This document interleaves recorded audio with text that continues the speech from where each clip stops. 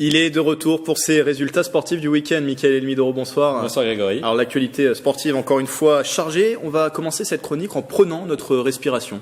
Est-ce que vous avez déjà vu une performance à couper le souffle ?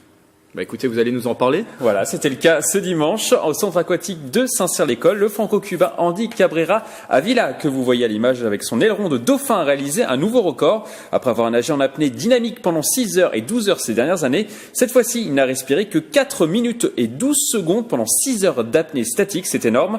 Un défi qu'il s'est lancé pour dénoncer la maltraitance des animaux marins dans les parcs aquatiques. On écoute la réaction de ce champion juste à la sortie de son record. Il y a beaucoup de choses qui bougent, beaucoup de bruit à côté. Et c'est non-stop. On se lance plus. C'est difficile, mais bon, je suis content de l'avoir fini. Je n'ai pas une grande capacité pulmonaire, donc je joue avec ma force de volonté, d'essayer de garder mon mental et de penser à comment un petit état de Cuba peut devenir un grand dauphin de France. Le nageur espère également avoir réussi son autre défi, sensibiliser le grand public sur la cause animale. On parle maintenant baseball, Mickaël, direction Montigny-le-Bretonneux. Oui Grégory, je vois que vous suivez bien l'actualité sportive du département. Les Cougars de Montigny-le-Bretonneux, finalistes malheureux la saison passée de première division, repartent au combat pour aller chercher leur Graal. Et ils ont plutôt bien réussi leur début ce dimanche. Ils se sont imposés 9-0 et 9-2 sur les 2 matchs contre les Cavigales de Nice lors de la première journée du championnat. Quelles sont les attentes des supporters ? Nous sommes allés à leur rencontre.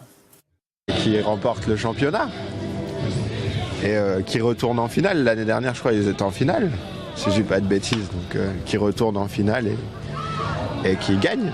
Qui gagne la Coupe d'Europe à Brno au mois de juin, ça serait super. D'accord. Et en championnat ? En championnat, qui gardent leur place en finale, ça serait comme l'année dernière, ça serait super. Après, peut-être battre Rouen si c'est possible, voilà. Des belles victoires, tout simplement, voilà. Juste des belles victoires ? Bah oui, déjà, ce serait pas mal. Je suis très optimiste pour la saison à venir.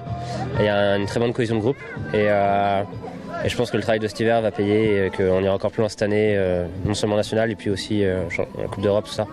Les supporters vont-ils être satisfaits des performances de leurs protégés ? Réponse dans quelques mois, Grégory. On termine par un résultat de rugby, Mickaël. Alors, on termine donc ce tour d'horizon par une note très positive. Le rugby club de Versailles a fêté ce week-end la montée en Fédéral 3 devant des centaines de supporters dans une ambiance électrique, comme vous pouvez le voir sur ces images. Et les joueurs leur ont fait plaisir en l'emportant 37-12 face à Clichy, leur 16e victoire en 16 matchs disputés. Ils tenteront maintenant de remporter le championnat de France pour que la fête soit encore plus belle. Merci Mickaël, ces résultats et bien d'autres encore dans votre émission Le 7-8 Sport à retrouver dans un instant après ce journal.